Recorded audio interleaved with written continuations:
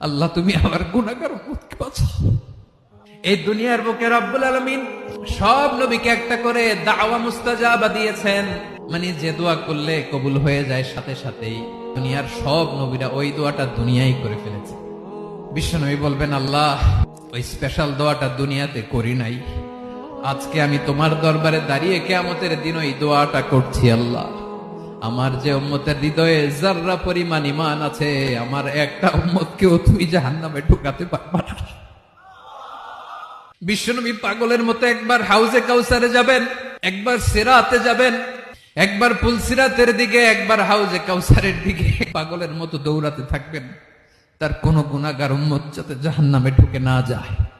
উম্মতি বিশ্বনবী আমার জন্য কাঁদবেন, আপনার জন্য কাঁদবেন, আমাদের জন্য সেদিন কেঁদে কেঁদে জাহান্নামের দরজায় দাঁড়িয়ে আমাদেরকে টেনে টেনে জান্নাতে ঢুকাবেন।